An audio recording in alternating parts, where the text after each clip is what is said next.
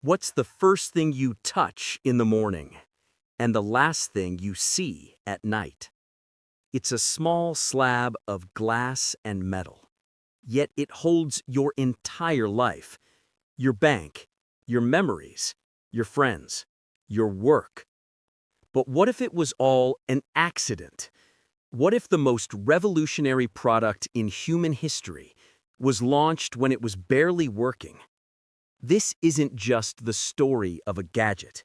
It's the story of how our world was completely and irreversibly remade. Think about the year 2005. If you wanted to go somewhere, you printed a map. You took photos on a digital camera and had to find a cable to upload them. You listened to music on a separate MP3 player. And you made calls on a dumb phone with physical buttons, mostly just to play Snake. How did we go from that to this? A single device that does everything. In the next few minutes, we're going to uncover the secret-filled, high-stakes story of how the smartphone was born. We'll find out why giants like Nokia and BlackBerry, who owned the world, vanished almost overnight. And we'll discover the second big bang that truly unleashed its power, a move that even its creators didn't fully see coming. This is the story of the rise of the smartphone and how it changed absolutely everything. Before the smartphone, there was the feature phone, and the kings were Nokia and BlackBerry. Nokia built phones that were indestructible. They had batteries that lasted for a week. They put a simple camera in a phone, and they dominated the entire planet. They were the undisputed champions. Then there was BlackBerry. In the hands of every politician, banker, and CEO, that physical QWERTY keyboard and its little trackball was a status symbol. It had one killer feature: email. Secure, instant, mobile email. It was so addictive, they called it Crackberry. Seriously, these companies weren't stupid. They were at the top of their game, but their vision was limited. They were trying to make a better phone. In a secret lab in Cupertino, California, a small, paranoid team wasn't trying to build a better phone. They were trying to build a tiny, pocket-sized computer. Inside Apple, it was called Project Purple. The secrecy was absolute. Teams were split. Hardware engineers weren't allowed to see the software. Software engineers tested their new operating system on fake hardware. If you were hired, you didn't know what you were working on until you were in a locked room. Steve Jobs was obsessed. He wanted a device with a giant screen and no buttons. A device you could control with the most natural pointing device ever made: your finger. This required an invention that didn't exist yet: multi-touch, the ability to pinch, zoom, and swipe. For 2.5 years, they worked. And on January 9th, 2007, Steve Jobs walked onto the Macworld stage to show it to the world. The crowd went insane. The world's media was stunned. They showed scrolling. They showed Google Maps. Jobs even made a prank call to a Starbucks live on stage. It looked flawless. But here's the part you don't know. That prototype iPhone was a disaster. It was buggy. It crashed constantly. The engineers backstage were watching in terror, drinking whiskey. The phone's Wi-Fi was unstable. The cellular radio barely worked.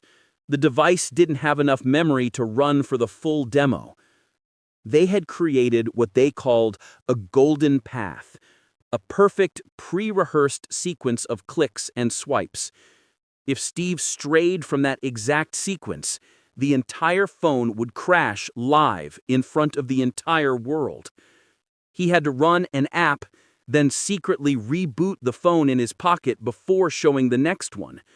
The signal bars on the screen, they were fake, hard-coded to show 5 bars, even when the connection was dropping. Steve Jobs, the master showman, walked that tightrope for 90 minutes, and he never slipped. It was the greatest demo in tech history, and it was a brilliant illusion. The iPhone launched in June 2007. It was a sensation, but it was also a closed box. You could only use the apps Apple gave you. The CEO of Microsoft famously said, $500, fully subsidized, it's the most expensive phone in the world, and it doesn't appeal to business customers because it doesn't have a keyboard. Nokia and BlackBerry were relieved. They thought the iPhone was a toy for rich people. They went back to business as usual. This was the biggest mistake in corporate history. Because 1 year later, in 2008, 2 things happened that sealed their fate.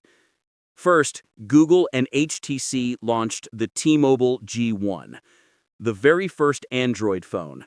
It was clunky, it had a slide-out keyboard, but it had a secret weapon. It was open. Any manufacturer could use it. The smartphone war had officially begun. And second, Apple launched the App Store. This was the real revolution. Suddenly, that glass slab in your pocket wasn't just a phone. It was a portal. It was a blank canvas, and anyone in the world could write software for it. The App Store launched with 500 apps. Within a weekend, it saw 10 million downloads. A new economy was born. 2 college kids in a dorm room could suddenly create a game like Angry Birds and become millionaires. A tiny startup could create an app to call a car, Uber, and disrupt the entire transportation industry. Another startup let you put filters on photos, Instagram, and it changed photography forever. This is what Nokia and BlackBerry never understood. It wasn't about the phone. It was about the ecosystem. Their phones were finished products. The iPhone was a door to an infinite digital world, and they were left holding the keys to a locked room. And just like that, the world we knew ended. The smartphone didn't just add to our lives, it restructured them.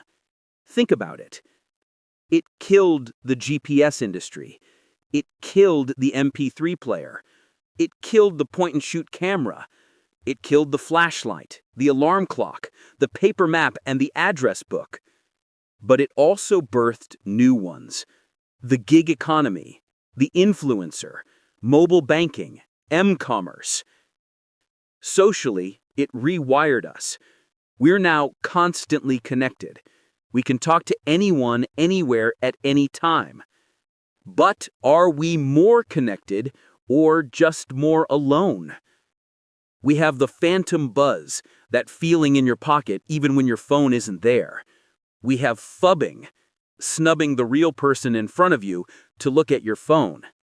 And we have the dark side.